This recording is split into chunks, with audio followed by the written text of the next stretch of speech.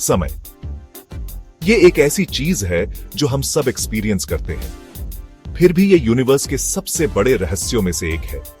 हम इसे कांस्टेंट समझते हैं, एक ऐसा मेट्रोनोम जो हमारी जिंदगी के बैकग्राउंड में चलता रहता है।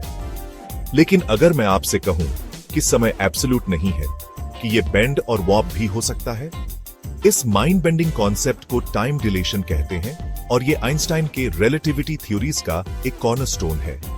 सीधे शब्दों में कहें तो टाइम डिलेशन का मतलब है कि अलग अलग स्पीड से मूव कर रहे या अलग अलग ग्रेविटेशनल फील्ड्स में रह रहे ऑब्जर्वर्स के लिए समय अलग अलग रेट्स से गुजरता है। इमेजिन करो दो क्लॉक्स परफेक्टली सिंक्रोनाइज्ड। अब एक क्लॉक को हाई स्पीड से चलाओ, क्या होगा? जो क्लॉक मूव कर रहा है वो स्टेशनरी क्लॉक से स्लो चलेगा। ये कोई इल्यूजन या मैकेनिकल मैलफंक्शन नहीं है, ये उस यूनिवर्स की एक फंडामेंटल प्रॉपर्टी है जिसमें हम रहते हैं। टाइम डिलेशन के इम्प्लीकेशंस बहुत प्रोफाउंड हैं। ये रियलिटी की हमारी समझ को चैलेंज करते हैं और पॉसिबिलिटीज का एक यूनिवर्स खोलते हैं। 1905 में यंग एल्बर्ट आइंस्टाइन ने अपनी groundbreaking theory of special relativity publish की।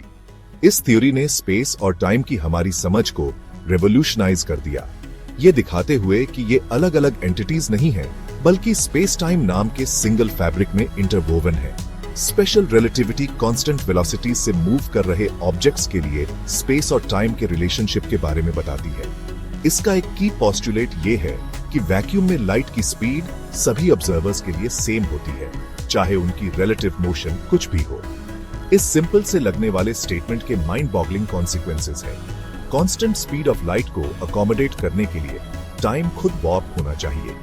यहीं पर लॉरेंस ट्रांसफॉर्मेशन आता है, इक्वेशंस का एक सेट जो डिस्क्राइब करता है कि डिफरेंट रेफरेंस फ्रेम्स के बीच स्पेस और टाइम कोऑर्डिनेट्स कैसे चेंज होते हैं। कोई ऑब्जेक्ट जितना फास्ट मूव करेगा, स्टेशनरी ऑब्जर्वर के रिलेटिव में उसके लिए टाइम उतना ही स्लो पास होगा। इस फिनोमिनन को, जिसे वेलोसिटी बेस्ड टाइम डिलेशन कहते हैं, एक्सपेरिमेंटली काउंटलेस टाइम्स वेरीफाई किया जा चुका है।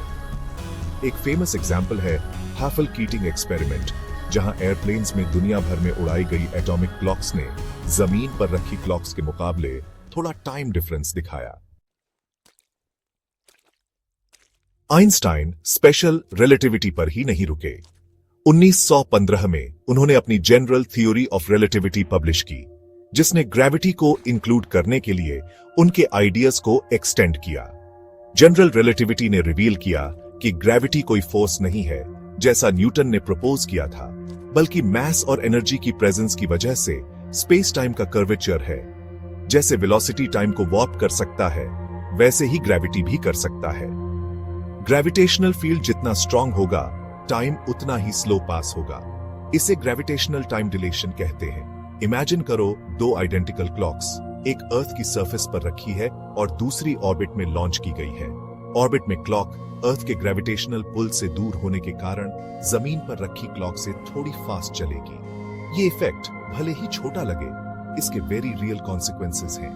एग्जाम्पल के लिए, अर्थ की परिक्रमा करने वाले जीपीएस सैटेलाइट्स को अपनी एक्यूरेसी मेंटेन करने के लिए वेलोसिटी बेस्ड और ग्रेविटेशनल टाइम डिलेशन दोनों को अकाउंट करना पड़ता है। इन रिलेटिविस्टिक करेक्शंस के बिना हमारे जीपीएस सिस्टम्स होपलेसली इनएक्यूरेट होते।